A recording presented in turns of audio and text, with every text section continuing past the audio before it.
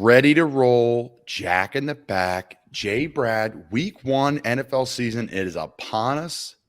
I appreciate everybody tuning in, listening live for wherever you may be. Thank you to all our supporters. I really appreciate it, near and far. Yes, it is week 1 of the NFL season. Yes, this is the Colin Thompson show. That's Jack Connell. Justin, JBrad is in the house with us as well, backed by popular demand. So it's great to have you back. It's always good to be joined by you guys. I'll start with Jack.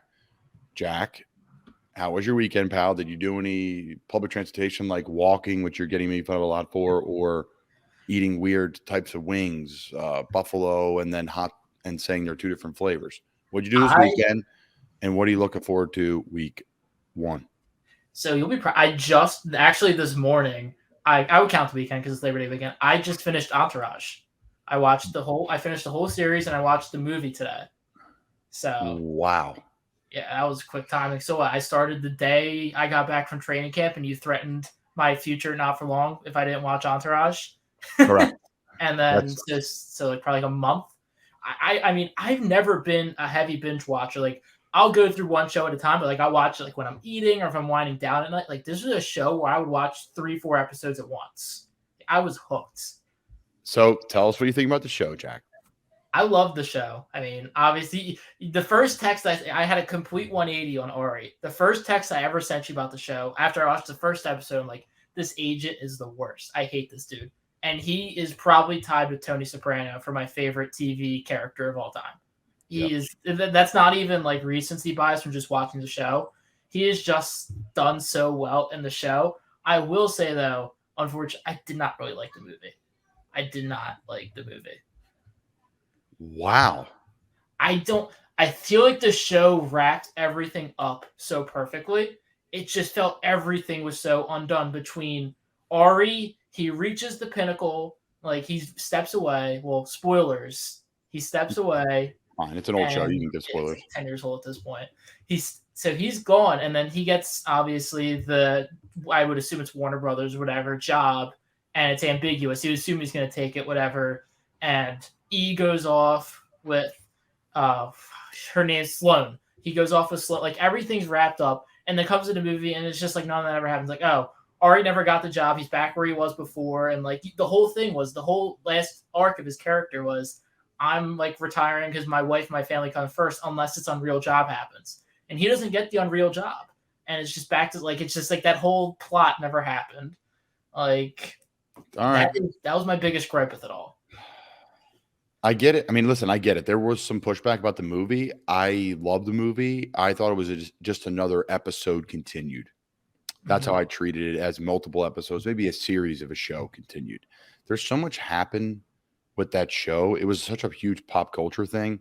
Like, when they had the movie premiere, it was really, right? It was just to get and display all the cameos, Gronk and Edelman and Russell Wilson, and like all the people that have been a part of the Entourage journey. We were fortunate enough here at the Colin Thompson show, Not for Long Media, to have Doug Allen on our show, the creator of Entourage. And he talked about the challenges of doing the movie and all the cameos and how it just exploded, because it was a show about what was really happening in LA. Like, right. Like, obviously some things are dramatized, but you know, what is happening in LA, it's displayed. It's not like it's, Game of Thrones or another show where you can't really have a cameo per se. There is some, but what was going on in LA at the time, or what was going on maybe 10, 20 years before that, Entourage was displaying. So it made sense for people to cameo in and out, and they find a way to do it. And I was a huge fan of the movie. Like I said, it was a continual of the series. There's so much pressure for them to always make more movies, do more shows, because there's a passionate fan group.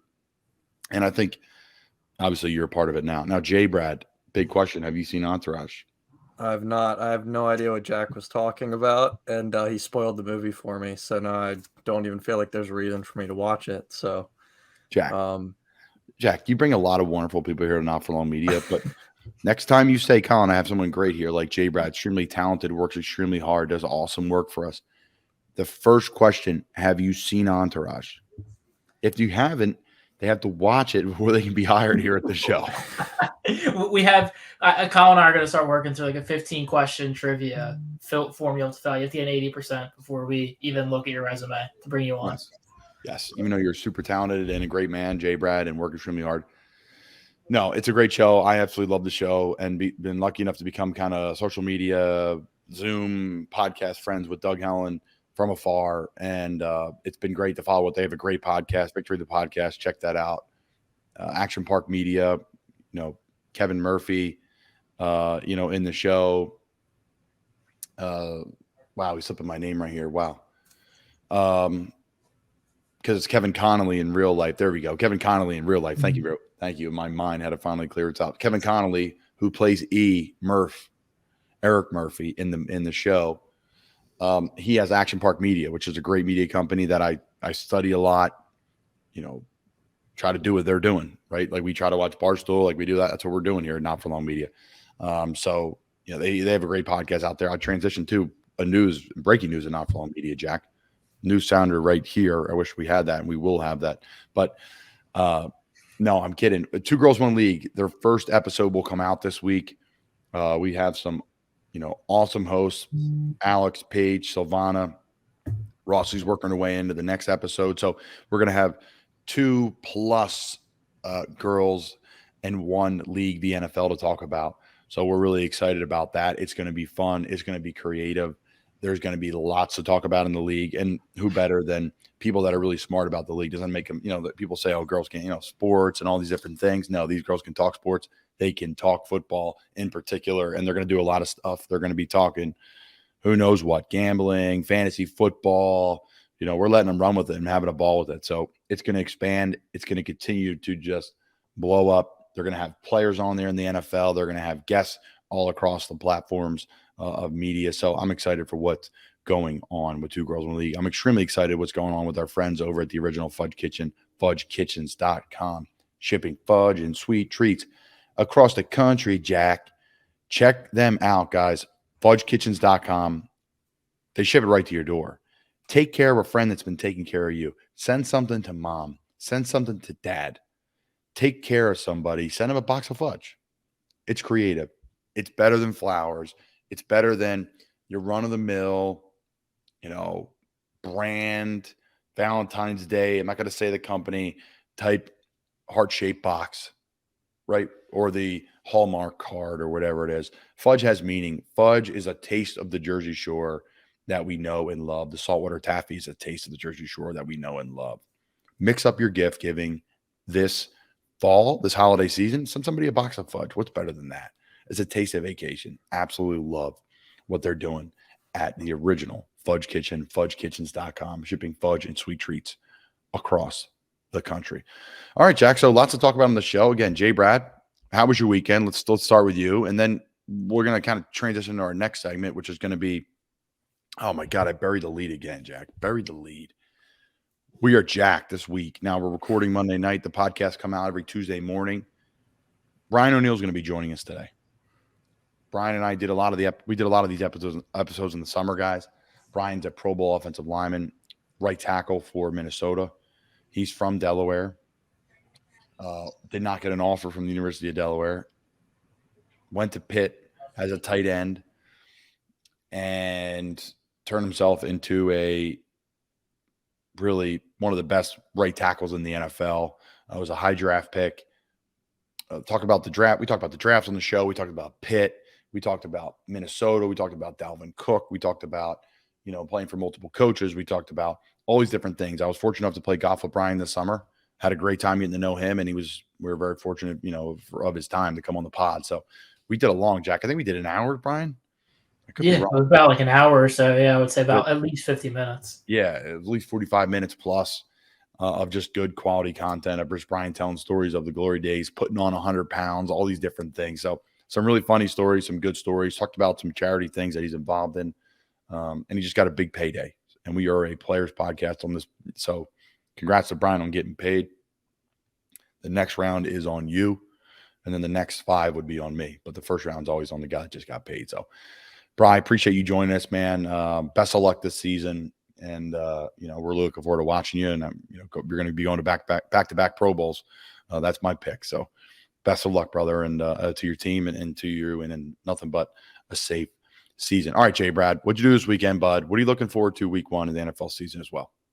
So what I did this weekend was watch football, college football all weekend. It felt good to be back. Football's back. What game did you like the most, JBrad? Man, there was a lot. That Houston game was really good. Went to like the overtime rules, which I think the NFL should look into for those overtime rules. It's really fun to see both teams going back and forth at the goal line. And then that Utah game was really good too. But it was just great to have football back on the TV. I'm mainly an NFL guy. I'm slowly creeping my way into college football, but it's mainly because where I'm at in Pennsylvania and Lancaster, there's not really like there's Penn State and there's Pitt. There's not like I don't want to be like an Alabama guy or like a Temple guy. Sorry, I like Temple, but I don't like come on, Colin. I don't have Temple relatives. Like It has nothing to do with that, JBrad. Pitt. You put Jack saying Pitt. You're like an hour and a half from State College. Like you're saying there's no college football around you. And I'm not a Penn State fan. I am now because of Pat Kraft. Shout out to Penn State for a big win. But obviously, as a Temple guy, I'm not a Penn State fan. Plus, I got recruiting visits there that did not go well, multiple pre-college and during college. So long story short, I'll be honest with you. My Penn State fandom is growing because of Pat Kraft, the athletic director there. He's a great guy. But JBrad, don't say you don't have college football around you. West Virginia, I mean, like just I don't south know, of you. like I just feel like No, you just weren't I'm raised like- one. I get it. Listen, I get where we're from. I am giving you crap, but I do get where we're from. It's like Notre Dame, Penn State are kind of nobody. You're just kind of an Eagles fan, a Steelers fan, like a Giants fan. It's just not embedded in like here in Carolina, guys. It's all college sports. That's it. Yeah. So I get it, J-Brad. What are you looking forward to week one, bud? I mean, the birds, Colin. The Oh, birds are back, back on TV, so I'm looking forward to that. But just NFL in general. I mean, Thursday night we're almost there. The official start of week one. That's a good matchup. Josh Allen and Matthew Stafford. Just really excited to have football back on TV, red zone, all the whole everything. Just back. What do you got, Jack? What are you looking forward to week one, buddy? I mean, obviously, I watch the Eagles. I'm excited to just see football back. I'm not the biggest college football fan in the world. I watch the game I paid attention the most this weekend. I'll tell you a lot. Is Division III Susquehanna University playing Lycoming, I believe. That was the game I paid attention the most this weekend. Put on a stellar offensive effort. Shout out to the Riverhawks. Susquehanna won, I think it was like 45-16. Quarterback Michael Rudy had like a 252 QBR, just nuts. Not as good as Deion Sanders' son. Oh my God, he put on a show. I saw that too. That was incredible. He put on a show. We watched the App State finish was crazy, absolutely crazy. The LSU Florida State game was crazy. You could see how they're just taking advantage of college football now of these schedules. Like, there's a game tonight, or is there a game tonight? Clemson. Yeah, Clemson, Georgia Tech's Clemson. tonight. So they're just hitting these. They probably started Tuesday, Wednesday. So it's been like a week straight of college football, and they knew before the NFL starts they are dipping in on that quality Sunday slot. Why not? I don't blame them. We're going to get a new segment here at Matchups next, which is something I'm really looking forward to. Trying to find a way for me to talk football on this show, which is my wheelhouse, obviously, without making predictions and all these things I don't want to be involved in. Right? I'm a Carolina Panther. I don't want to do that, but I can shed some light on things around the league. And players around the league and those matchups for people to watch because I think they'll be really good. But first, I want to talk about our friends over Wealth Advisory Services.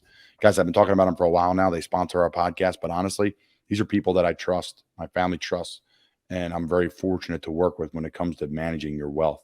Big, small, no money. I had a plan in place when I had $0 and then a plan in place now for what's next and then what's next and then retirement. So there's no amount of money it takes to start. And personally, again, I do these ad read guys. I just try to talk true fact about how my experience has been. I cannot thank their team, Wealth Advisory Services, enough. Paul, Dave, 100 years of experience in their office.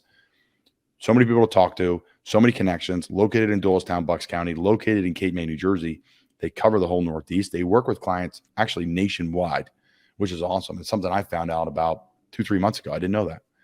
So it's been an absolute pleasure. And they've helped me kind of diversify and find new things and handle the crazy markets and all these different things. Just someone to talk to on a consistent basis. So shout out to our friends at Wealth Advisory Services, wealthadvisoryservices.com. All right, so guys, we're going to do matchups. We'll save mine for last, but we're going to go with Justin first. I mean, we're going to go with Jack first, and then we're going to go with Justin, and then we're going to go to me. So we're going to give Justin some more time to brew it in his head here as he got it last minute, our new segment.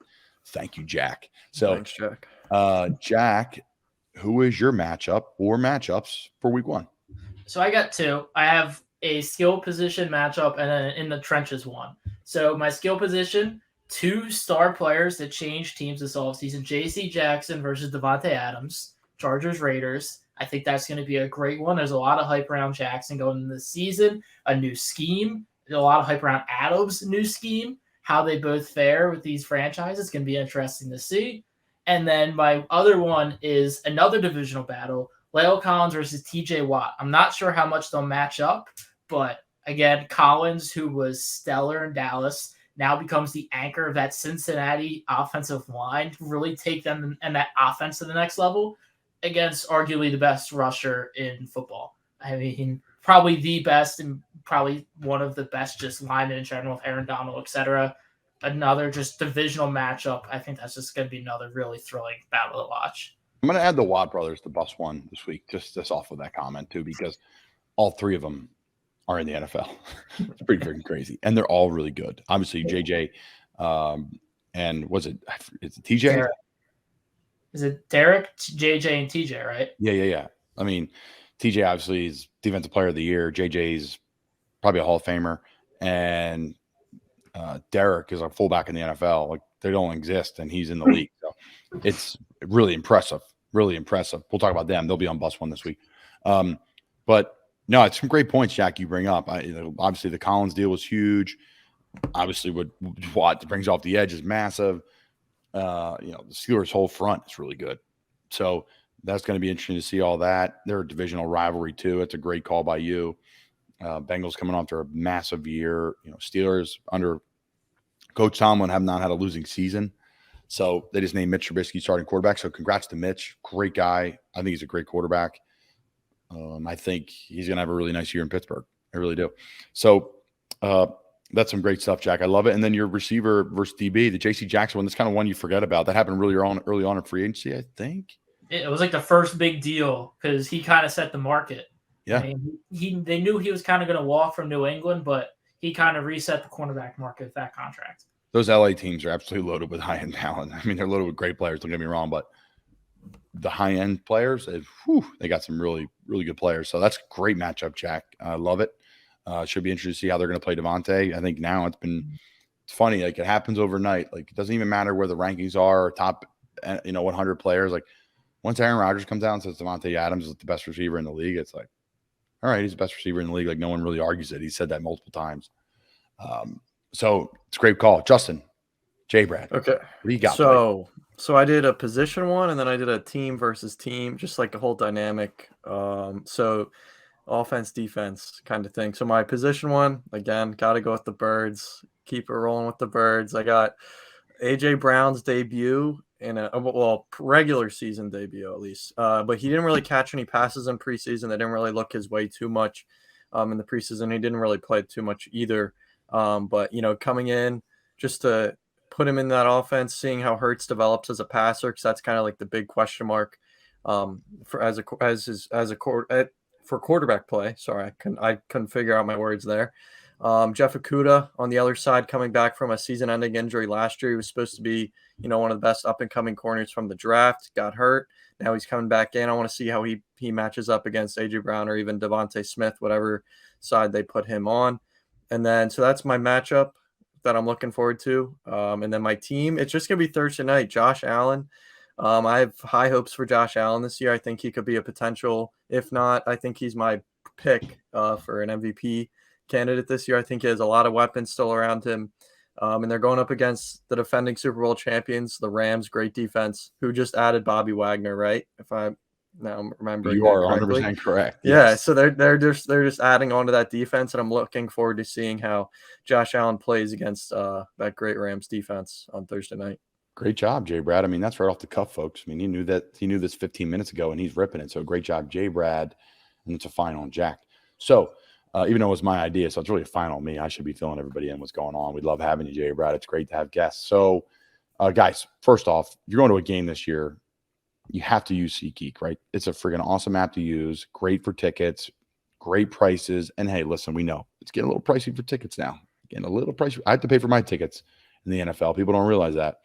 You get 2 home game tickets complimentary. I pay the taxes on them. And then everything else you got to pay for. On the road, you got to pay for everything. So use the promo code SeatGeek. Maybe I should start using it, Jack. $20 off any ticket price over $50 total. So again, use promo code Colin Thompson, my full name, COLIN, THOMPSON. The only way to spell Colin with 1 L. Colin Thompson. Pop that promo code in for $20 off your order at SeatGeek. Going to a game this year, football game, pop that code in.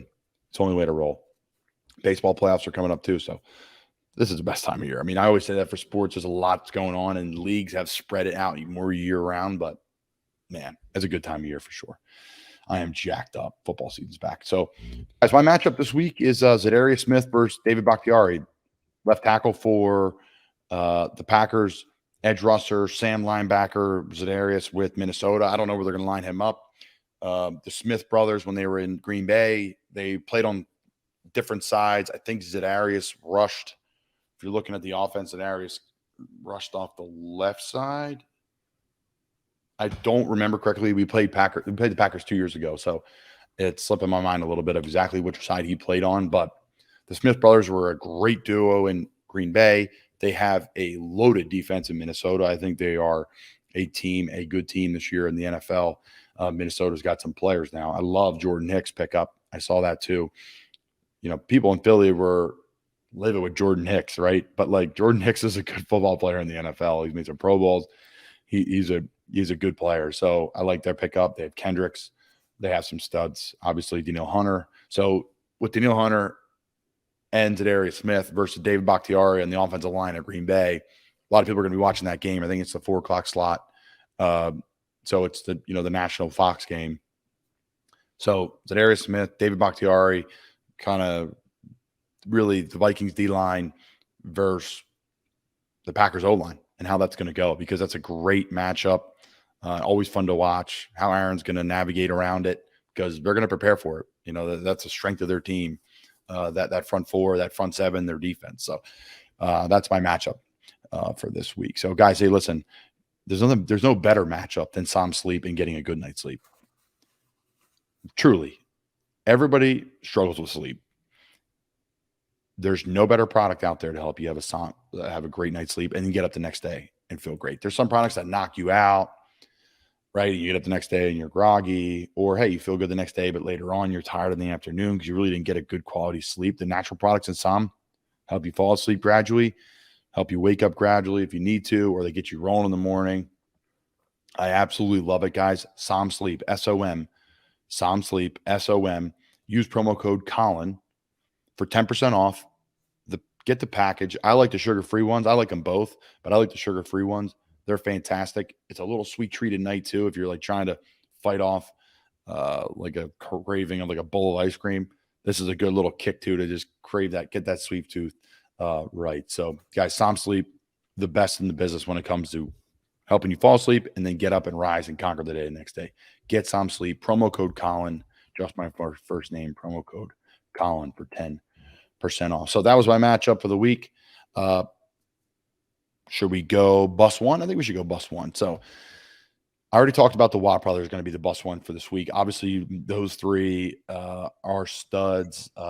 They are all seem to be awesome guys. I've yet to meet them, but I know guys that know them and just have so many great things to say about them.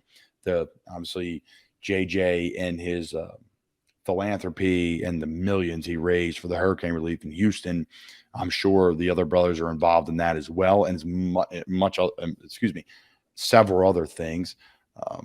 Is Derek still with Pittsburgh, Jack? Can you look that up for me real quick? I think he still is. Last I remember, he was. He is with the Steelers currently, yes. So is JJ, when his contract runs out in Arizona, is he going to Pittsburgh, or are they all going to meet somewhere? I mean, it's going to be interesting to see how that goes down. So bus one for me this week, for those that are just joining us, our bus one members is when you are on a NFL team, or you're on a college football team, or you're a part of the caravan, like the starters are on bus one, right? I'm on like bus four. Temple, I was on bus 1, bus 2, right? So the bus 1 members are either like diehard fans of the podcast, people that have supported us. So shout out to our bus 1s who are always listening and retweeting and commenting. And I appreciate all these new Panthers fans we're getting on. And then, the bus 1s could also be like people that have done some pretty cool stuff. And they're respectful or doing whatever they're doing. That's how we're doing bus 1. So JJ Watt, TJ Watt, Derek Watt, they joined bus 1 this week. The other group that's joining bus 1 is the 90,000 people at the Swamp in Gainesville that rocked the house to some freaking Tom Petty in the beginning of the fourth quarter. They started that tradition when Tom Petty passed away a couple of years ago. I was there for the first game they did it. I was not in the stadium, but I was down the street at a bar of the week that I'm about to talk about here moving forward, watching the game. And it was incredible. You could hear it from a mile away, singing, I won't back down. So unbelievable stuff. Obviously, I'm a huge Tom Petty fan. I've talked about it on the show here a little bit. Maybe I haven't, but TP is a legend, a Gainesville legend, and they sing Won't Back Down. And then the freaking Gators came out with a huge win. Did you guys see that game? That was ridiculous. The final. Quarterback needs to tuck that, kick the ball, go into overtime. He throws the pick. We were going crazy watching the game with some family and friends. I mean, that's a huge Gator win. New ball coach down there. He's done some awesome things at ULL. He comes to Gainesville. The team doesn't know where they're going, right? They lost their head coach. They lost some players. They have a young team, new recruiting class. They have a new, beautiful football facility. So bus 1 this week is the Swamp, the stadium, because that place was rocking. And that is a hard place to play. If you're an away team there, you are right up against, your bench is up against the wall, right where row 1 starts. And row 1 is a 5-foot wall. If you're a player and you walk right into the wall, your chest is above that wall. Like you are right there. People, you can just high five. You don't have to reach over. It's like here, high five. It's incredible. The Swamp rocks. It's loud. It's just 90,000 people of mayhem. So shout out to the Swamp, bus 1 member this week. Did you guys watch? Justin, you watched that Utah game by chance? Utah, Florida? Yeah, I did. Yep. Jackie, what do you think, bud? I saw a little bit of it. I mainly just saw Paige's reactions to it in the group chat as everything was going on. So that was kind of my play-by-play of what was going on. Yeah, it was a great game. Great game. Utah, obviously, highly ranked. Florida's going to probably be ranked now after that win. Richardson, their quarterback's an absolute stud, number 15.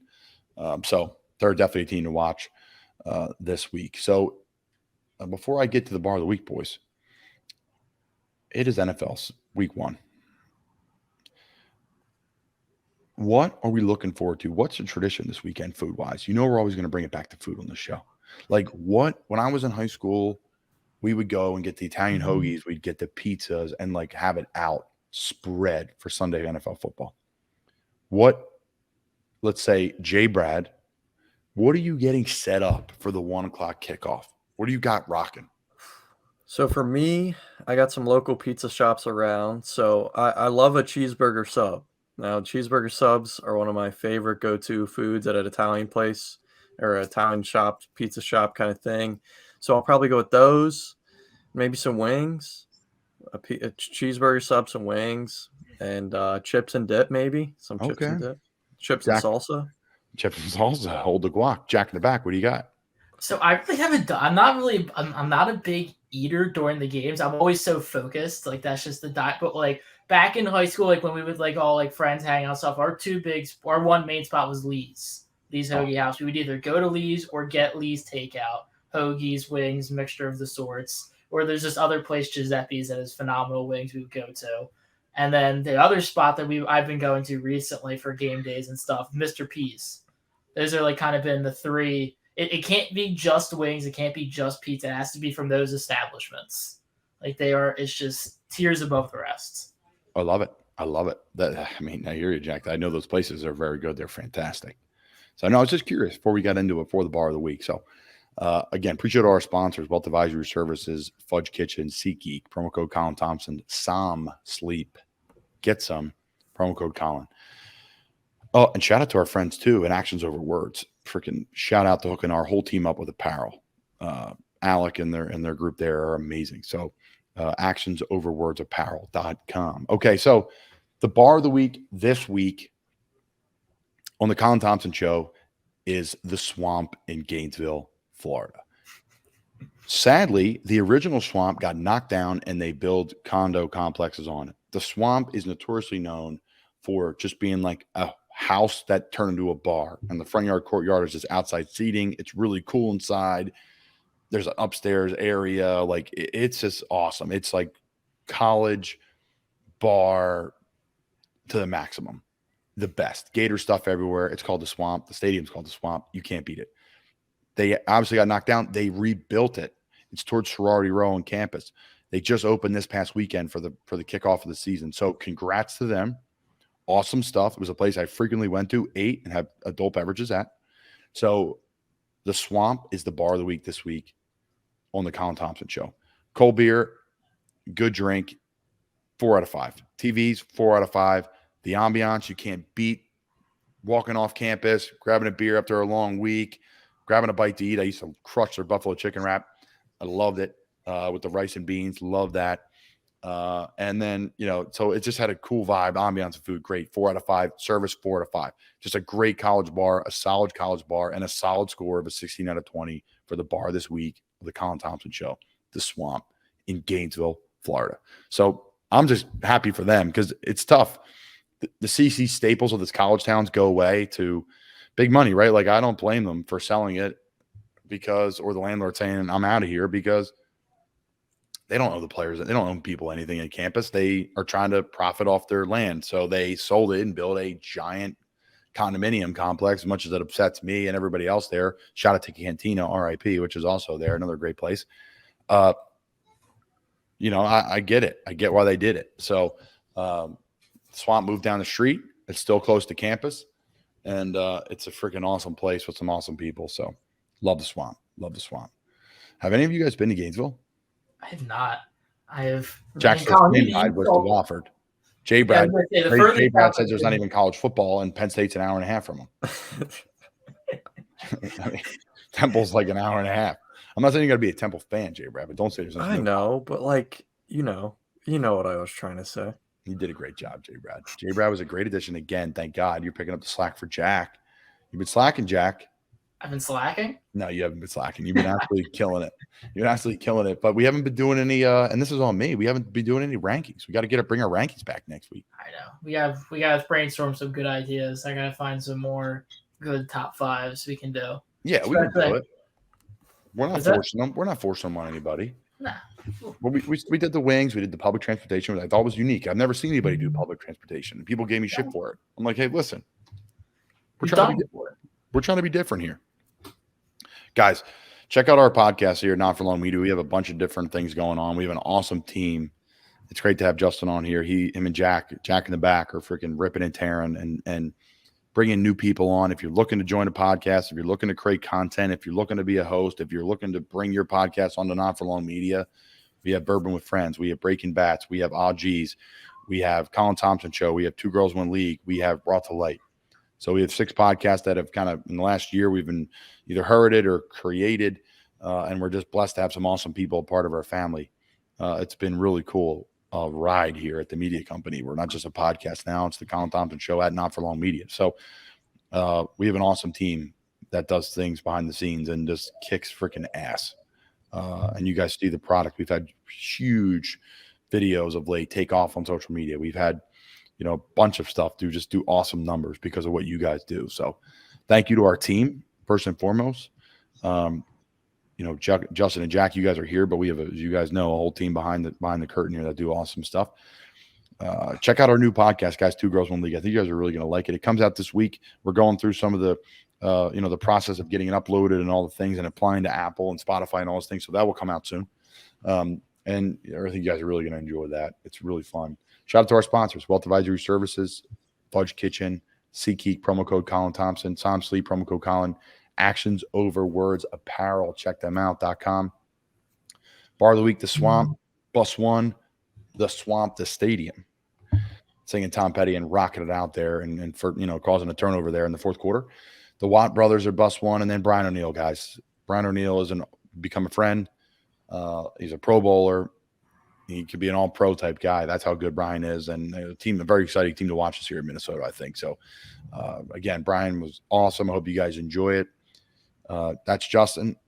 That's Jack. I'm Colin Thompson. Have fun, everyone, week 1. Hope all your team wins. Obviously, that will not be the case. Go Panthers. Keep pounding. And hope you guys enjoy the Brian O'Neill interview. Wow, what a treat today. Brian O'Neill, Pro Bowler, Minnesota Vikings. Thanks for joining us, buddy. Thanks for having me, man. I'm pumped. So this is your first Pro Bowl this year. You and I got to play a little golf with our boy Jimmy Morrissey. We got to talk about the Pro Bowl. Takeaway from the Pro Bowl, coolest part about it. Being with all those guys who I grew up watching in high school and college, and even my first couple of years in the league that I still kind of looked up to and thought was really cool. And then you kind of realize we actually are peers now, which is pretty cool. But that's the weirdest thing. That's the weirdest thing. Literally, sometimes I don't realize I'm in the league. No matter where you are, whether you're a guy that signed a second contract in a Pro Bowler like yourself, or a guy like me who's, bottom of the roster guy fighting a way to stay on. When I talk to people outside about football, and we're talking, unfiltered, and here's what I think about this team or that team or whatever, because we all do. We never would on air, but we would, one-on-one. I'm like, shit, I guess I still play in this league. It's weird. You ever have that feeling? Oh, yeah, all the time. Or, I'll see another offensive tackle or a lineman in public, and I'll be like, dude, that's Lane Johnson. And, we do the same thing the same week. And, I'd like to think we do it at a comparative level, but you kind of hold certain guys to this standard because they've been doing it for so long. So hopefully we'll be there in a couple of years. Is Lane the best in the league at right tackle? He's been doing it the best for the longest. Yeah. He's been, you'd say top last 8 years, who's the best right tackle? In my opinion, it's Lane. Tristan Wirfs from Tampa Bay has been giving him a run for his money the past couple of years. I saw that dude big at the Pro Bowl in Las Vegas, and I was like, oh my gosh, this is the biggest person I've ever seen in my life. How does that guy get slipped all the way, down? What pick were you? You were later. I was 62nd. Wow. Yeah. Yeah. So that's how it goes, though, man. I mean, that's the draft. There's so many good players that come into the league, right? But he's a guy, right? They show him jumping out of a pool. They show the Iowa guys always pan out. Is there ever an Iowa player that you play with that's not good? No, if they play line and they went to Iowa, or they play tight end, they're usually good too. Yeah, it's Kittle, Hawkinson, Noah Fant. Who else? There's one more. Them are all the Stanford guys. There's just so many tight ends. Who else tackle wise is someone that he jumps off to? I'll tell you what, our guy Taylor Moton in Carolina is a beast at right tackle. He's awesome. Yeah, I shook his hand and he basically suffocated me. I was like, it's another one of those guys you see and the physical presence they bring. It's we are asked to do the same job, but we look a lot different in pads. That's the whole thing about offensive line play. When we play golf together, right? I look at you and I'm like, all right, this is a basketball player body that's long and athletic and flexible, right? We talk about Mike McGlinchey, a buddy of ours. Mike's the same way, long. He's a pterodactyl because he's 6'9". But other than that, right? You were what, 6'7"? Yeah, 6'6", 6'7". Yeah, so you're in the same ballpark as Mike. But right, there's so many different builds, and you have a guy like Wirfs whose thighs are literally the size of bigger than your waist. Who is another guy in the league that you like watching at right tackle?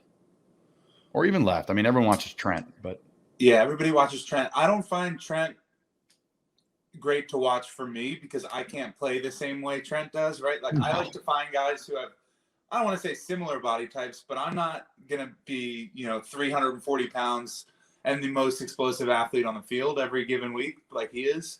I think is really, really good and who will continue to be really good is Rashaan Slater. He was a rookie for the Chargers this past year. Just super smooth in his pass sets. He clamps guys down, and he's a great kid. I've met him a couple times, and I got a lot of respect for him. Yeah, we're not going to say what the story was, but you told a story to me about him blocking a really good player in the league and being he wasn't that great. He came off after pitching a shutout, and was just yeah, he was just a guy. He's just a guy, and he's the premier guy in the league, at least one of the 10 guys in the league. The funny thing is too, it is the whole world's left tackle, the blind side, and then you play on the right side, and is that a different thing now as the game changed? Because I don't even know that answer when I talk to people. Like, what do you think about it? I think it's much different than it was, say, even 10 years ago. Because all the good teams have guys that come off both sides, edge rushers. And some of the best edge rushers, pick and choose where they want to go.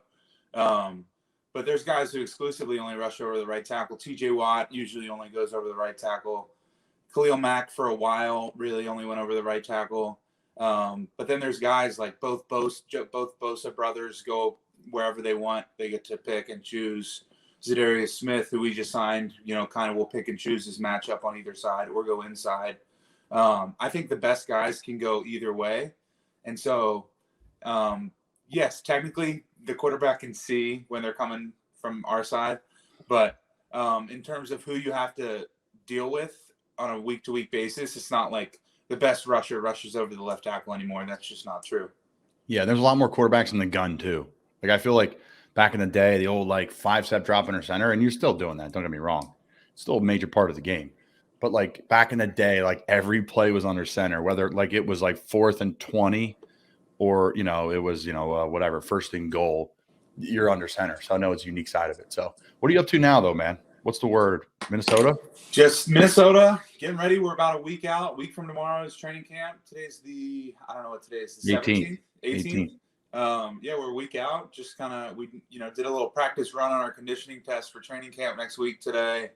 Got a couple more golf rounds coming up this week to close out the season. The 3M Open is in Minnesota this weekend from Thursday to Sunday, and I got invited to play in the Pro-Am tournament on Wednesday.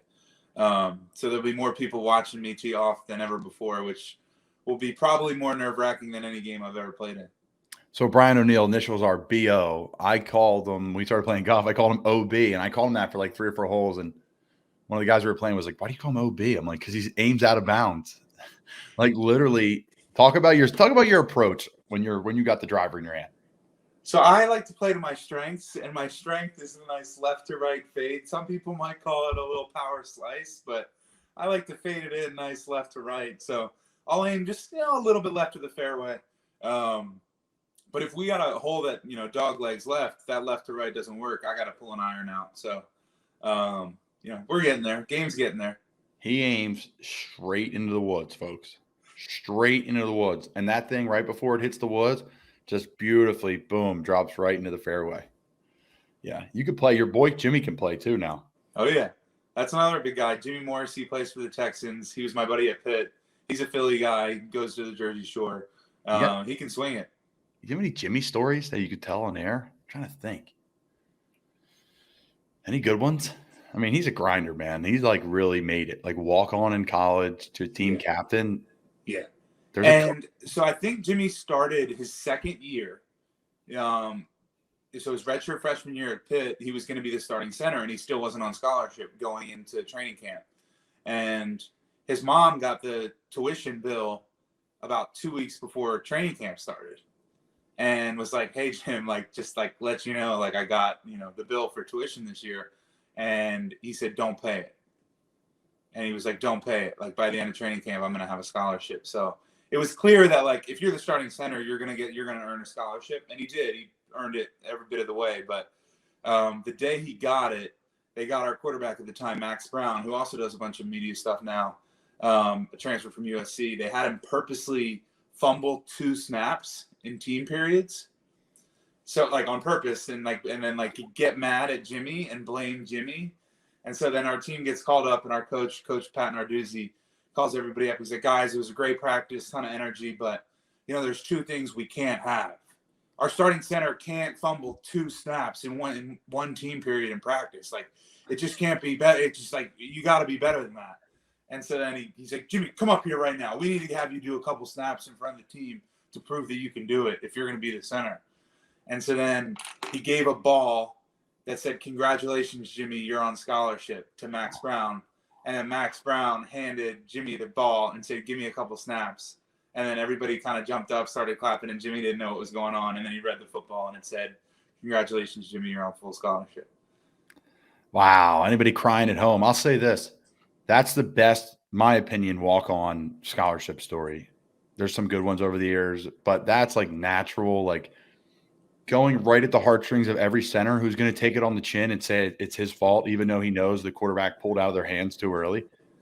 Oh yeah, And that's Jimmy too. Like Jimmy definitely takes it on the chin with the best of them. Like just absolutely. But also knowing that like a snap is something you can control every time, that probably aided him so much. Knowing like he let 2 get away from him.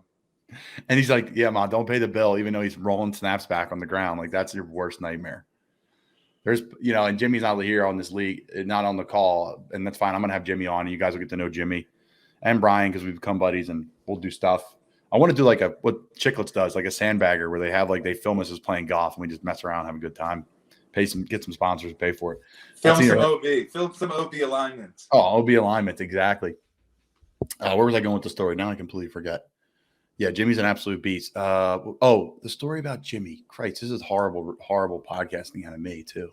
This is why I got to write things down, man. I'm getting old. People say it's CTE. I don't know. I think it's just getting old, bro. I'm not young like you. Let's go back to the high school days. Like you're a hooper, you have that body of a hooper. Like talk about your childhood, like playing basketball. How'd you get into football? Yeah, I played basketball kind of all growing up. Started playing football in 5th grade. All through grade school and early part of high school, I'm like, I'm a hooper, like for sure. Like this is what I'm going to do. I'm going to play college basketball. Like this is great. Literally every white kid from the tri-state area of just Bryce from Delaware. Where are you from in Delaware? Sorry, real quick. Wilmington. He's from Wilmington. So, and I mean to cut you off, but that's every freaking guy that's like going to be 6'4", 6'5", like thinks they're going to play D1 basketball. Yeah. And when you're 6'6" and can't shoot and can't really jump, you got no chance. But we played. So my high school basketball teammate was Dante DiVincenzo, who played at Villanova, was the hero of their second national championship game, and that was a first-round pick to the Bucks. Michael Jordan of Delaware, correct? Michael Jordan of Delaware. He just signed with the Golden State Warriors, but awesome for his career. It was going into his freshman year. I'm a year older than him. We had summer league, and he came in, was like the best player, like in the whole program and the whole school right away. And I thought I was like pretty good. I thought I was hot shit going into my sophomore year. And somebody looked at me and was like, "That's a basketball player. Like you got no chance." But it was fun to play with him. Playing high school basketball with him was awesome because he just elevated everybody. How old was he when you guys were the same age moving through? I'm a year older than him. Okay, so you guys played on the same high school team, or you played against him? Same high school team. Oh, sorry. Okay, same high school team. Sorry, when you're talking about the program, I don't know what you were referencing. So yeah, what was he like playing with him? I feel like he was lights out. I bet all the coaches were coming through to recruit him. Yeah, absolutely. Jay Wright was on the sideline of a couple of our high school games. Coaches were coming to practice, and like after practice, we'd all try to like do like trick dunks, but like we couldn't really do anything that crazy. And then he's doing 360s off the glass, or just like, all right, dude. Did he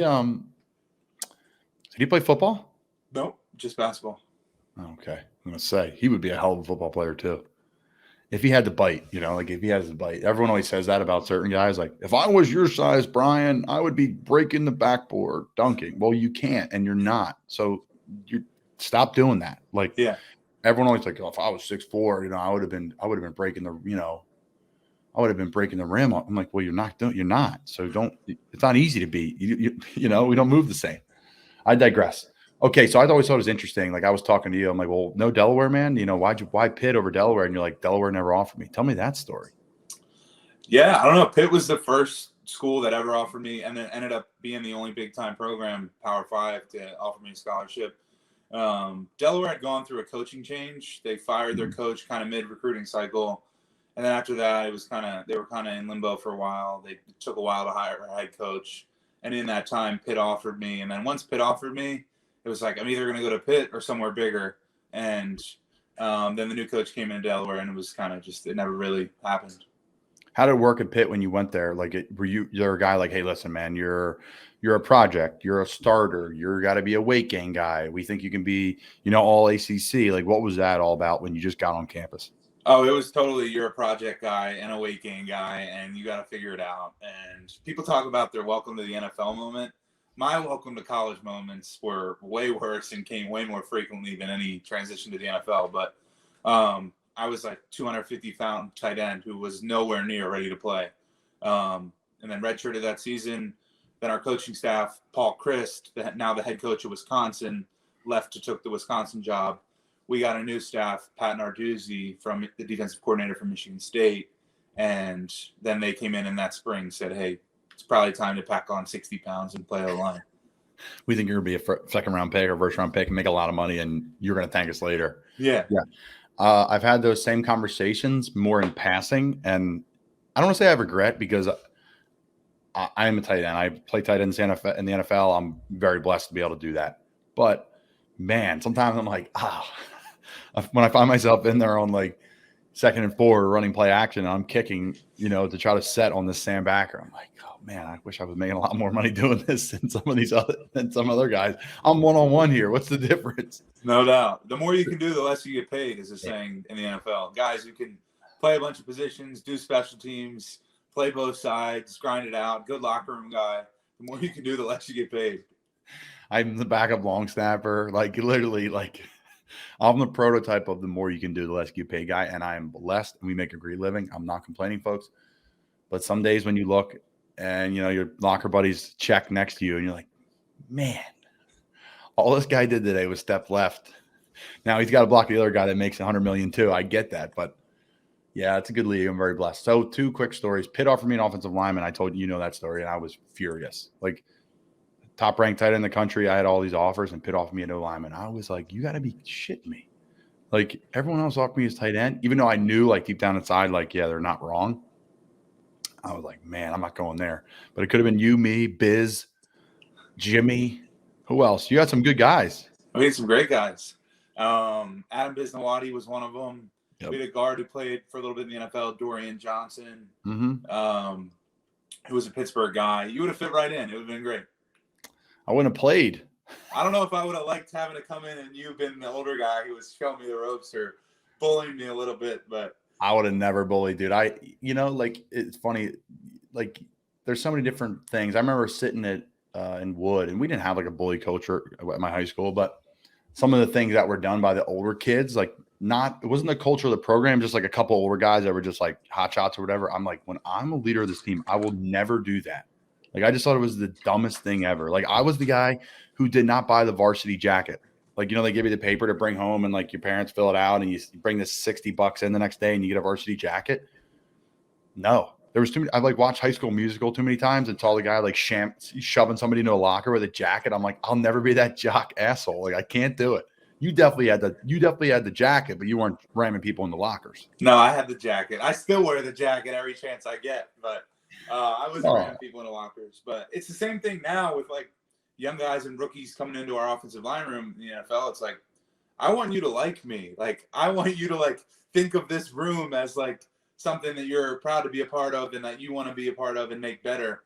And like bullets are going to be flying, for 17 weeks in the fall. Like, we have to like each other and like have some goodwill built up with each other in order to like weather the storm that's inevitably going to come. So like, I don't really like all that much of that. I mean, a little bit here or there. Like, if there's no coffee, that's fine. But it's a problem. Make sure there's coffee. We're not shoving people in lockers and taping people to goalposts anymore. Like, we can be boys still, and you can still be a rookie. We spend more time in meetings than we do playing football games. We play 17 games a year. And if you think about it, we probably spend more time in just individual meetings than we do in those football games. Like, we meet a ton, we play a little bit, very small amount. And there's just so much fun going on in our room. Like, we have a fine system, we have a whole deal. We go on a tight end trip. What do you guys do in Minnesota that you guys like? We have a fine system too in the O-line room. Some people call it like kangaroo court or whatever. That was a big step in my career when I got when I was in charge of like delivering the fines. Wow. I was like, forget the contract, Pro Bowl, whatever you want to do. Like, now that I can deliver the fines, like it was a big deal for me. What's a fine though? Like for us in the O-line room there, if the head coach gives you positive talk in front of the team, you get fined for that? Do you guys get fined for that in Minnesota? Yeah. We have a big, like, we're like, you're sensitive, you get a fine. Yep. If you talk about money too much, you get a fine, those kind of things. But I get a lot of sensitives, believe it or not. Shocker. Us big guys from the Northeast, none of us are sensitive. Not one of us. No, not one of us. That's great. But we do a Vegas. We did a Vegas trip last year. We did a Miami trip one year.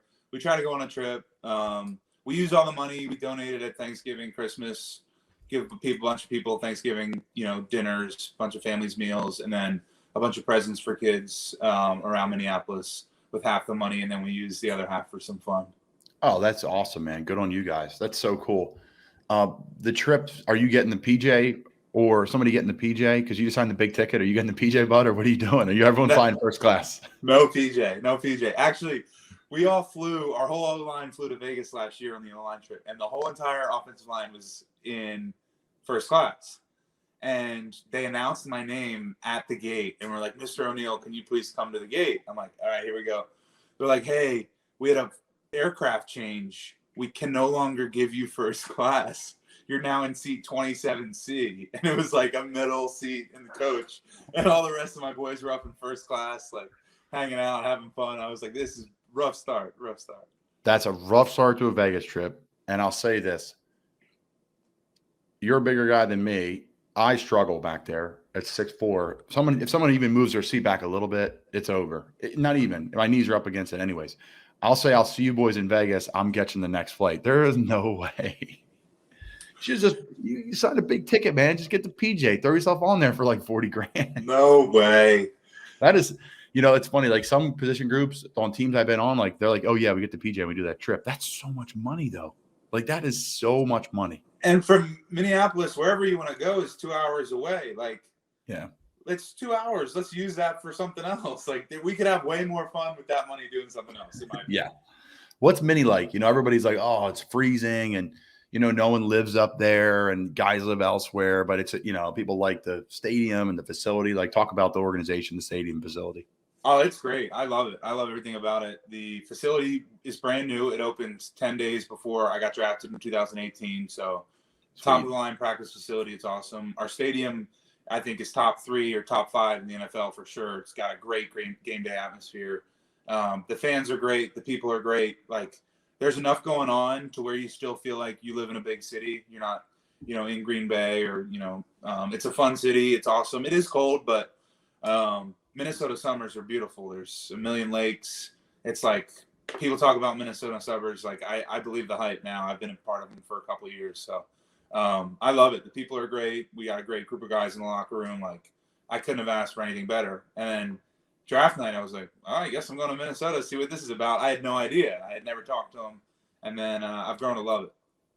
Yeah, we're going to get into that. I want to go back to Pitt here real quick, and then we'll get to the draft. So Pitt, overall career at Pitt, you went through a coaching change, a recruitment, gaining a bunch of weight. Can you talk about what you did to gain all that weight? Because I know guys have great stories of, meals and protein shakes. Like, can you take us through what your day was? Yeah, it was the first summer was pretty brutal. I just kind of like blew up. It looks like I kind of just sat on an air hose and just like pumped up. I was super bloated. I put on about 50 pounds in 2 months. The one story that people love to tell and has kind of been circulating for a while is like, I'd wake up at 3 o'clock in the morning and eat like a peanut butter and jelly and like a glass of whole milk every night for like about a month and a half. And that story's kind of played its course. I've heard it about a million times, but that's real though. I mean, that's the way to do it. No doubt. Like people think that's crazy. Back in the day at Pitt though, on the weekends than how we're managing the off season now. But we had a lot of fun there. Maybe a couple ultras now, mix it up. Even though we can't, promote beer, we're Cape May Brewing Company podcast, but yeah, a couple ultras, a couple light beers maybe aren't going to hurt you. Cape May Brewing Company coming out with a Wawa hard tea from Wawa's famous iced tea. East Coast guys know what I'm talking about. Wow. I mean, that's big news, man. That's big news. I mean, in my opinion, Wawa iced tea is like one of the best there is. It might have to rival High Noons or White Claws or whatever. It could be next year's High Noon. I'll say this. It's good news. It's a great day for my buddy Ryan Krill, who's the owner of Cape May Brewing Company, and he kills it already. And they have a great product. Like literally, they kill it. But man, oh man, they paired up with Wawa. You're right. It's the Mecca. It's the Mecca for those in the Northeast. All right, so back to Pitt. Like, what's the weight gain meals though? Like, talk to me. Like, are you building the plate? Are you like 4 meals a day, 6 meals a day, 3 meals a day, but 3 huge meals? Like, are you crushing the whole milk? Like, what's the vibe? A lot of whole milk. I probably had more creatine that summer than I've had since then. Just piling it on. But I did 5 or 6 meals a day. Like the one thing they were like really adamant was like, don't go 2 hours without eating. Like every 2 hours, got to have something. And yeah, I was able to do it. People are always like, oh my gosh, that'd be so nice to have to put on 50 pounds, get to eat whatever you want. I'm like, yeah, the first 25 pounds are fun. And then after that, it's like, it's a full-time job.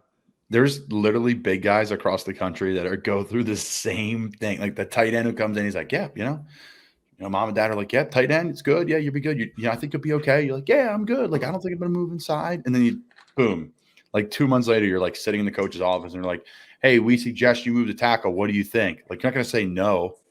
Yeah, it's it's voluntold. Like, yeah, it's volunteer, but like, like, do you want to help the team or do you want to be a me guy? Yeah. You're not a me guy, and it's the best decision you probably ever made, I would assume. So good for you, brother. It's awesome, man. So Pitt, highlights of the career there, favorite games. Clemson one probably stands out, right? Yeah, that's top 3 for sure. The year Clemson won the national championship, we went to their stadium for a night game on their senior day, and beat them it wasn't overtime, but it was at the very end on a game-winning kick, like 43-42 or something. That was pretty cool. It was like Deshaun's last game at that stadium. They were loaded. We're just trying to hang on for a couple quarters. A couple things went our way, and we pulled one out. Probably the first time Pitt and Penn State played against each other again. We used to play each other all the time, and Penn State was huge. And then we brought a series back in 2016, and we played them at Heinz Field, which is now Acrisure Stadium. I'm not sure how I feel about that. I have a feeling people in Pittsburgh will call it Heinz forever, but we played Penn State at home. It was the most people that we ever had at a college game there. We beat them at home, and like it was the second week of the year, so school's just starting. It's still warm out. It was a noon game, so we got to go out and celebrate that night. Like those were 2 ones that stick out for sure. Couple butt heavies for sure that night. Okay, so we played Penn State the year before in Philly. Most people I played in front of, other than my time in Florida, which I didn't play a ton. So yeah, it was huge. First time we beat Penn State in 75 years. So that was obviously massive. Then Penn State loses to you guys the next year. Then the next week after you guys beat them, we lost to them by 7 on a controversial penalty call on a touchdown call back. We lost by 7 to them. So that would have been crazy. We talked about that playing golf. You still haven't gotten over it. I'm okay. We beat them, so I'm cool. But I'm saying the fact that Pitt would have beat them and then we would have beat them the next week would have been just fantastic. Like, great, like awesome for us. And they ended up having like a pretty good year that year. I think they ended up winning like I think they won the Big Ten that year. They won the Big Ten and they finished they didn't go to the playoff, but like they finished number 4 in like the final college football playoff standings. Oh, so that's what makes me upset. Lose the Pitt, then lose the Temple, then win the championship, conference championship. That would have been tremendous, but that's on us. We should have pulled it out. That was our last year, and then Coach Bull went to Baylor. All right, so draft day, the process. How do you find the agent? You're a top pick. The agent finds you, I'm assuming, and then you're okay. Where are we training? Like, take me through that whole process. Where they say, the highest you're going to get drafted. Kind of that whole roundabout thing. Were you a Senior Bowl guy? All that stuff. Yeah.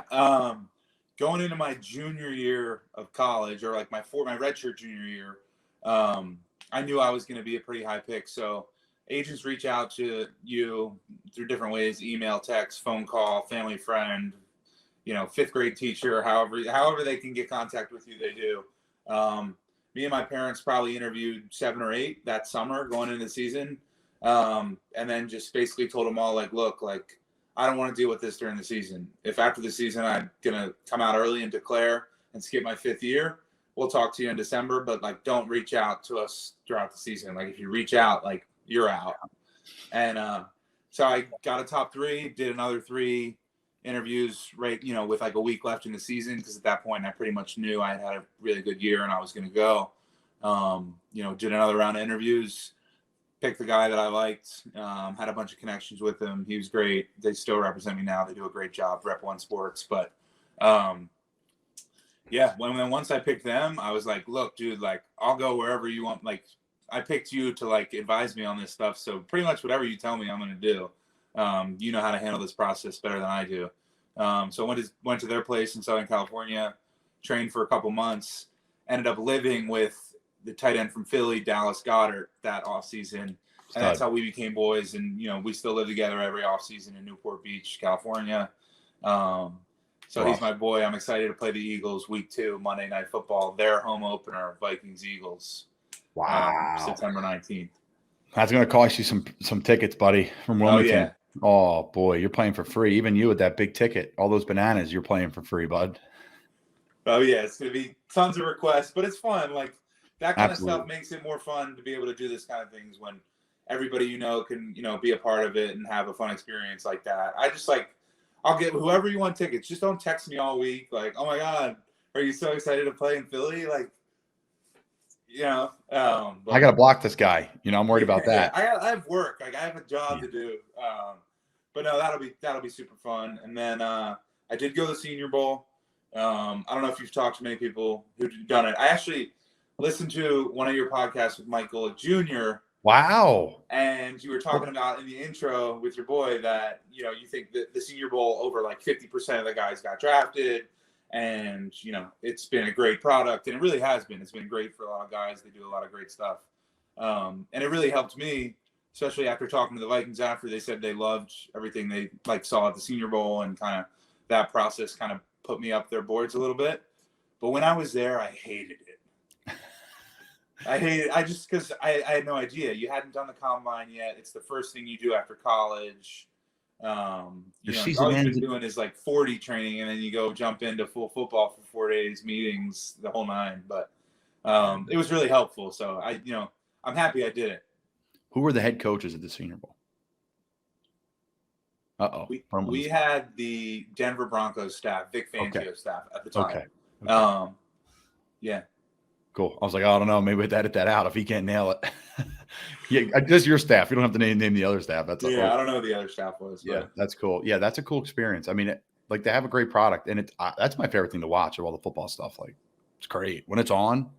It's so cool for a football person to watch that, to see guys how they move, and you could tell all right, that guy's a dude, or you can tell that guy's Yeah, and then you get a tackle from Middle Tennessee State or Weber State out there just strapping the number 1 defensive end in the country down, and you're like, all right, this guy's a baller, but just nobody believed it until he could do it against the top competition, guys from Ohio State, Notre Dame, all the big schools, and they come out and prove it. I think it's super beneficial for guys that come from a Delaware or a Villanova or smaller schools who can finally get a chance to play against the big guys and show that they can compete. So before we move on, talk to me about this NIL stuff, dude, because there's players getting pulled out of Pitt, getting paid. I'm assuming, right, we're all 4 players getting paid. I know you are, because you played in football, and we all wish we had a little bit more cash in our pocket, right? Why not? Especially a guy like you that was, second-round pick. You probably would have made some money, whatever, selling freaking, what's the sandwich place out in Pittsburgh called? Christ. Permane Brothers. Permane Brothers. Is that over? How is that? If you're out drinking with the boys and you're 21 years old in college and, you're going out and it's 11 o'clock and you want to crush one, great. I don't think I'm going to go have one on a Tuesday night for dinner. I don't want, Okay. But it's good. It's good. It's really good. It's like a cheat. It's a cool treat. It's a thing from the area. People there love it. If I go back, I'll get one every now and then just to it's part of the experience. It's the same thing of a Philly cheesesteak, right? I'm out, boom. I'm going to have one. I'm at the Flyers game. I'm going to have a crusted cheesesteak. I'm biased to Philly cheesesteak, though. I think a Philly cheesesteak's way better than a Permane Brothers sandwich. Where's your spot in Philly or Delaware? So, from Barstool, Angelo's, the pizza cheesesteak combo is probably my favorite. But me and all my boys in high school, my senior year, we'd sneak out of the house. I mean, there'd be 20 of us who would all drive up to Pat's in Philly and get a cheesesteak at midnight. In our senior year, we thought it was the coolest thing ever. Sneaking out of the house and going to Pat's. Yeah, it's pretty damn good. Pretty damn good. You meet some characters too outside there. Oh, South Philly? 1 o'clock in the morning on a Tuesday night. There's some people hanging out there. It's fun. It's good people. Good people. It's good Philly vibe. Yeah, great Philly vibe. You gotta love it. All right. I forget where I was going with the story. Typical. Oh, yeah, NIL. Okay. What are your thoughts on all this craziness going on? I like it. I like it. I think, players should be able to make money, sell autographs, get a car sponsorship, wear a not for long media hat, and you write them a couple bananas for promoting the company. I think it's great. Where I think it needs to be kind of reined in a little bit is give it to players who are established and already on the team. I think you say like, hey, once you get to school, you can get these. I don't know if there's a right way to go about it or a right way to govern it to reward players who are already there and who have done it. But like, say you got the starting middle linebacker at Temple, who's a great player going into his 4th year. He's going to set all the school records. And then you have an 18-year-old kid who just happens to be a good recruit from the area. And the 18-year-old kid comes in, he's making $1 million a year. And this guy who's, captain of the team, stud, does everything the right way, has, been there through it all. I think he should have there should be a way to prioritize the guys who have success in college first before recruits. Do you see the amount of 5-stars who don't pan out, or the amount of like high 4-star guys who come in and like everybody's like, oh my God, this guy's going to be amazing. And then the hit rate is really low. Yep. And now to get those 4 or 5-star guys, you're going to have to promise guys hundreds of thousands of dollars. I think it's great. I just think if there is a solution that could incentivize you to actually play well in college and then get some money, I think that'd be a great solution, but I don't know how it fits. I think that's a great point. It's a point we've talked about it on here ad nauseum, probably 10 different episodes. We've brought it up. I don't know how you can't, especially it's like the number one topic in sports. Even now, when nothing's going on in sports, you could talk about it and be a great debate. I think it's a great opinion. It's kind of like the old first-round pick vibe, like Jamarcus Russell, Matt Ryan, Sam Bradford, those guys that get paid so much money, right? And Sam obviously had a good career in Bradford, but Jamarcus never played. Obviously, Matt Ryan, should be probably a Hall of Famer at some point. So, that's the whole thing, right? It's just changing it. Like that's what the draft is for. It's like almost like a draft. It's turned into a draft. It just turned into this internal free agency, right? Yes. So, yeah, it's interesting. I don't think we're on the same boat with that. It's getting really unique to that. What do you think about the conference realignment? I get it. I understand it. I mean, USC, UCLA going to the Big Ten. It's great for both parties. It's great for the Big Ten because they get 2 flagship, big-time historic football programs from the West Coast. They dip into the West Coast market. And it's great for USC and UCLA because all their games won't be at 9 o'clock Eastern on a Saturday night playing at Oregon State, right? Like, you imagine USC at Penn State in September, September 10th or whatever, or, Ohio State flying out to UCLA and playing at Saturday at 4 o'clock, right? Like, it gives those 2 schools more marquee matchups a year. And I think it also will help individual players who are studs there. I remember your teammate, Christian McCaffrey, probably should have won the Heisman, in my opinion. But you play at Stanford, what percentage of the Heisman voters are on the West Coast? Right? Like, it's just harder time-wise for more people to watch you. You're not playing primetime games as much. You're not as, viewer accessible to a lot of people on the East Coast. So for them, I get it. Who knows if there's going to be 3 super conferences. Fingers crossed for my Pitt Panthers that they're going to land somewhere where things will shake out favorably for them. But whether it's 3 super conferences or staying the way it is right now, I think in 5 years there'll be 75 teams under the college football playoff, separate from the NCAA. That's just my opinion. That's what it should be. Operate under your own rules. Have a commissioner. And just, play it out. But we'll see. OB just dropping dimes today. Like, the guy's dialed in. He's got the smart water. He's, the golf game's going to be dialed in this weekend at the 3M Open. I mean, I've never heard anything like about that. I never even thought about that. And I spent all day thinking about that stuff. That's a great point about visibility for those players. I could see Pitt getting swallowed up by the Big Ten. They're right in that little region. I think that'd be really cool. It'd be a win for Pitt. It'd be a big win for Pitt. I think it'd be a big win for the Big Ten too. I do too. Like, why not? Like, personally, like, it's a shame that Temple's gone where they went because we were really rolling in the right direction. And I think it will go back, but we won't get swallowed up by the Big Ten. But like, if a BC and like a Pitt, like, that's coveted. Boston, Pittsburgh, you have the State College Pennsylvania thing, Maryland, Rutgers, like, that all makes sense. I think too, like, everyone freaks out about it's on the West Coast. I'm like, well, when we play the Niners or when you play the Seattle, like, oh, well, it's pros. Well, we still leave 24 hours before the game. They still leave in college 24 hours before the game. Like, Right. it's really not that big of a deal. Like, yeah, you're going to be a little more tired. But like you said, the exposure is awesome. I think Pitt to the Big Ten would be great. I don't know if Penn State would allow it. I think all the other schools have to sign off on it or allow the schools. I have a feeling they might try to block it. Which is stupid. Why? Some little brother syndrome. You don't want your, little brother Or or what- older brother to show you up. I get it. Pat Kraft, the new AD at Penn State, friend of the show, great guy. I'm going to have Pat on and see what he would say. He'd probably like, no. Tell him to get the Pitt Panthers in there. We'll get you on as a sales pitch. I love it. I love it. All right. So I want to touch on a few things in Minnesota here and let you go. First off, draft night. Take me through that.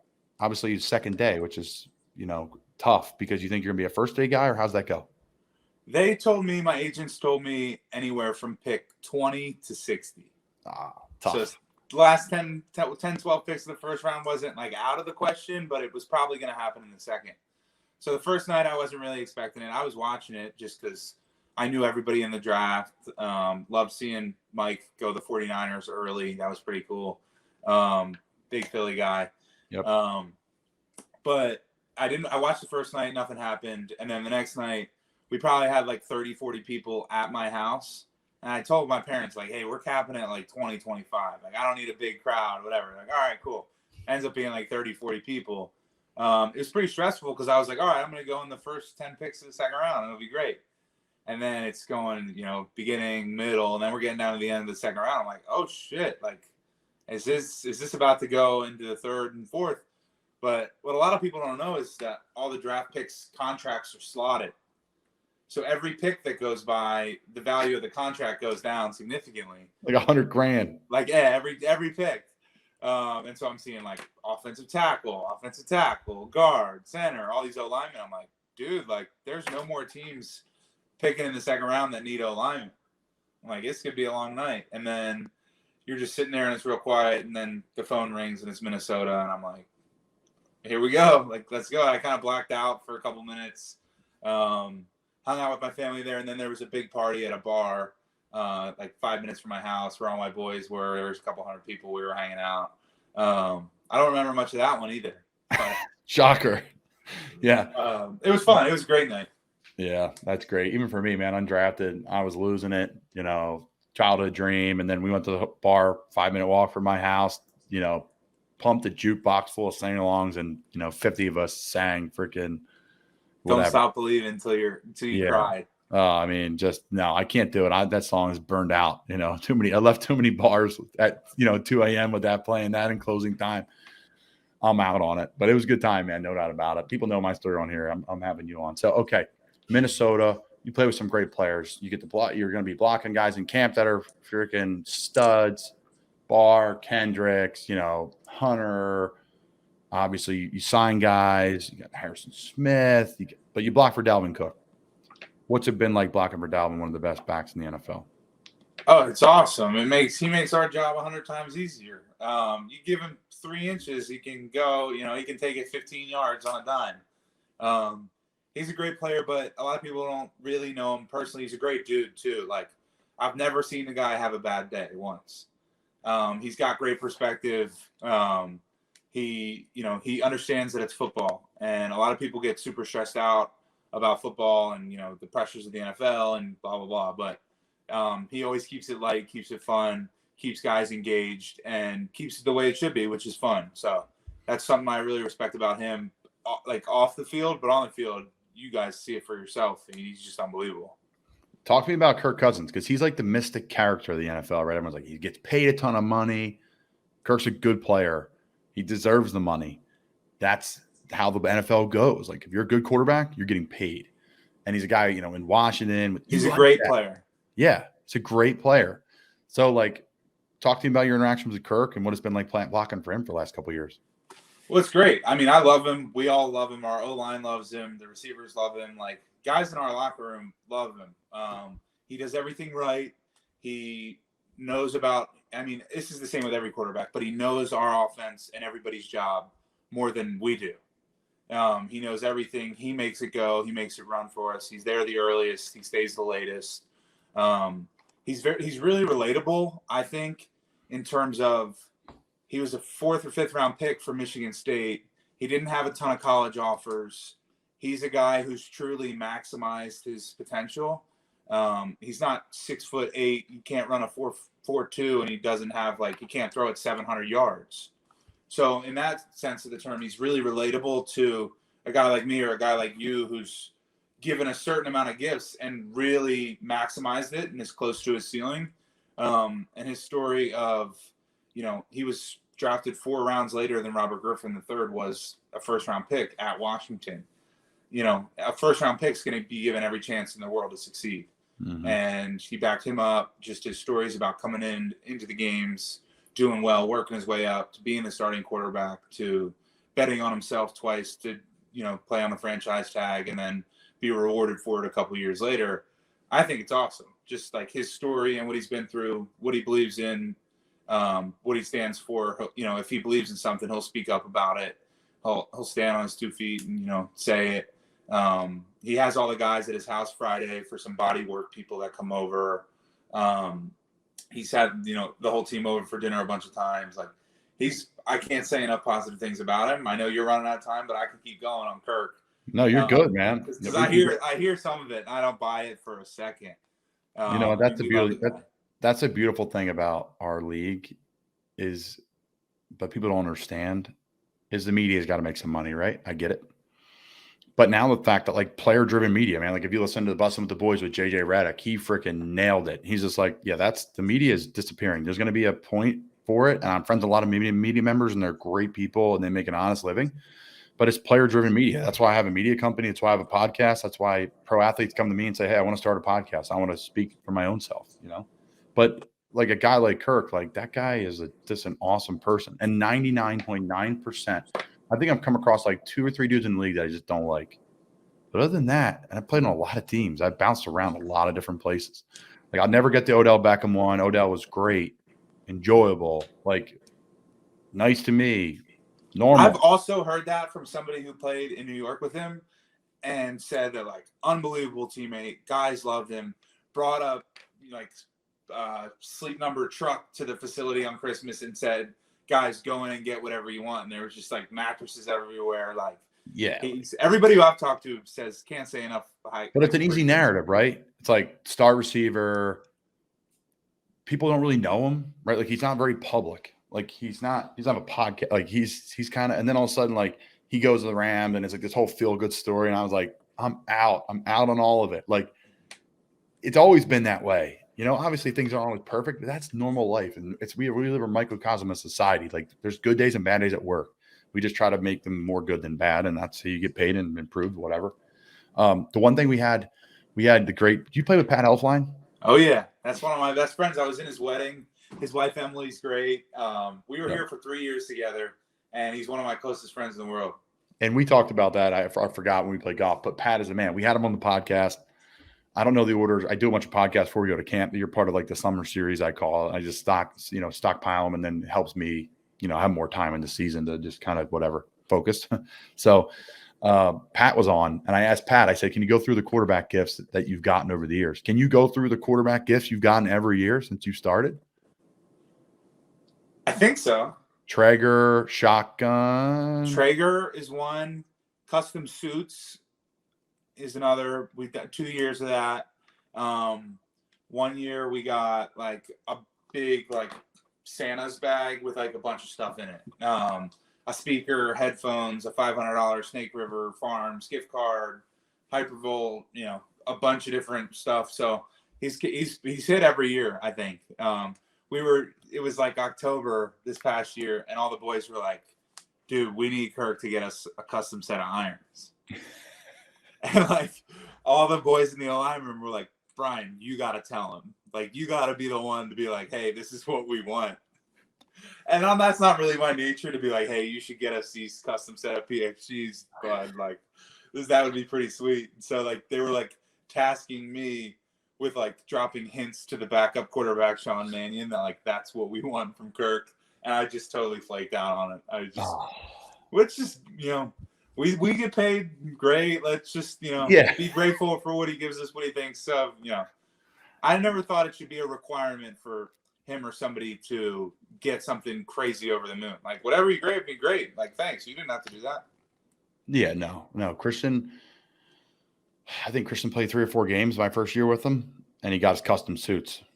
Like first class. That guy's first class. I've talked about it before off air, but like he didn't have to do that. I mean, that was so cool for me. Like a guy that's been out of the league and get that. I'm like, all right, that's like I made it moment for me. Like that was so nice of him to do. Like no one's ever, no, it's unexpected. No one needs to do that for me, but that was so generous to do. And then my other moment, I always say like, yeah, like scoring a touchdown and all that stuff was cool, but like that's not my I made it moment. Like, yeah, of course it was incredible. Like, yeah, I guess it was in a way. Like, okay, I made it to the league. I scored. That's ridiculous. Like, I was out of the league working media and traveling with Temple football, and my journey's been kind of weird.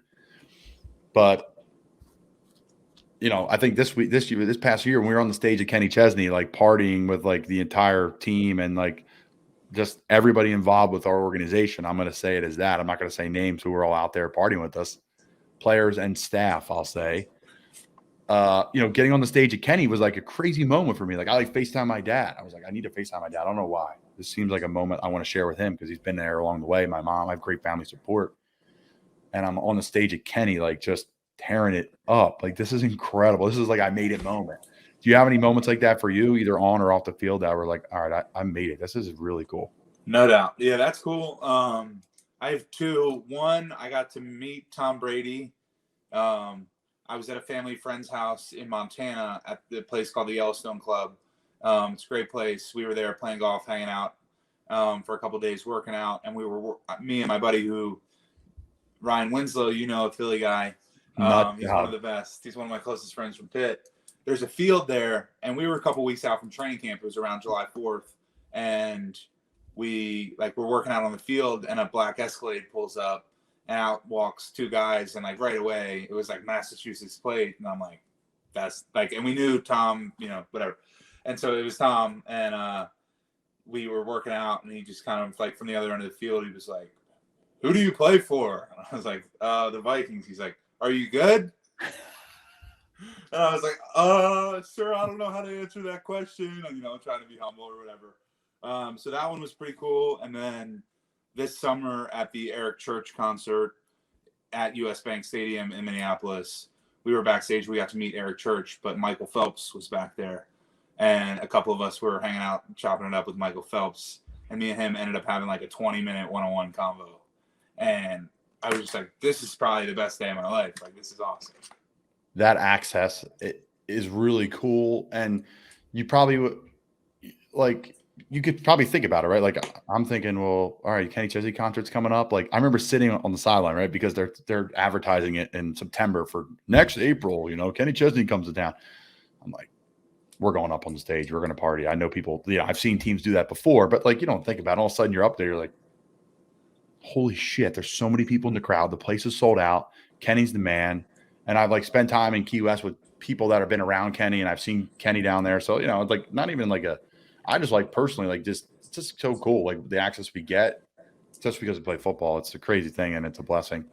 Before we go, we've talked about it before and I give you shit, but I'm just, just from a player to player, like so happy for you that you got paid what you got paid and you deserve every penny, and from a friend, and we're new friends, but just awesome. But what's something you look forward to doing with that? I know, people say houses and you set your family up and you set the next family up, and that's like unbelievable stuff. But like, what's something that makes you tick? Like for me, I love taking care of my friends. I love taking care of people, and there's charitable work involved there. And I hope to make enough one day where I can do that. But like for me, it makes me tick as like family and friends, like picking up a tab or like, hey, taking care of people if we go on vacation, or like trying to like, that really makes me happy.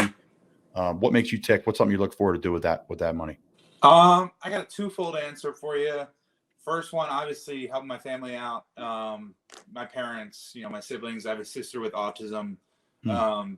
She's pretty disabled, so being able to help her out and like kind of set that situation up for probably the rest of her life was pretty cool for me. And then the second part, as it relates to football, is being able to play free. Knowing that, like, at this point, it's all, I'll be able to play better now, I think, because I'm not worrying about it. There's no training camp going in, trying to get a contract done, feeling like every rep is the end of the world. I'm just somebody who's always played better when I'm relaxed and having fun. And when that stuff's not hanging over your head anymore, I find it easier to play more relaxed and more enjoyable because, that part's done and handled, and let's just go play football and, let's go win. Like, let's go win as many games as we can and, pour every bit of myself into the team and, try to find team success because, that's why we do it. I love that, man. That's an awesome answer. And we'll find out how we can help your sister too here. Not for long. We'll put some stuff together and we'll talk about that off air. But on a side note, what's your handicap? What are you going to shoot this weekend in the 3M Open? Updated handicap. My index right now is at 12.7. So we're getting there. I thought there was a chance I was going to get to single digits this offseason, but, we'll save that for next season. The bag's going away for 6 months next week. So I'm about, 13, 14, around that area. And I don't know. We have some really good players on our team. Adam Thielen is a stud. He came in 4th at that Tahoe American Century Celebrity Tournament. I think Tony Romo won it this year. I've played with him a bunch. He's an incredible player. So, I just want to keep the ball in bounds and, look like I know what I'm doing. Because it's going to be fun regardless, playing with a bunch of pros and other guys who are really good. So, not embarrass myself is the main goal. I love that. He was talking about a great guy, Adam Thielen. He's the best. One of the best. I met him in Santa Rosa Beach, Florida this year, and he came walking in the gym, and they've been telling me, they're typical gym owner, which is not some typical, some not. I have no idea, right, who he is. I'm like, that guy's one of the best receivers in the NFL. They're like, really? I'm like, one of the best players in the NFL. I think he made top 100 a couple times. Sure he did. He's like a grinder, undrafted, absolutely just an absolute beast. But the nicest guy, gave me just unbelievable amount of time and was so gracious and so nice. Yeah, he's awesome. He's as true Minnesota through and through as it gets. He was born here, went to high school here, played at Minnesota State, Mankato, where we used to do training camp.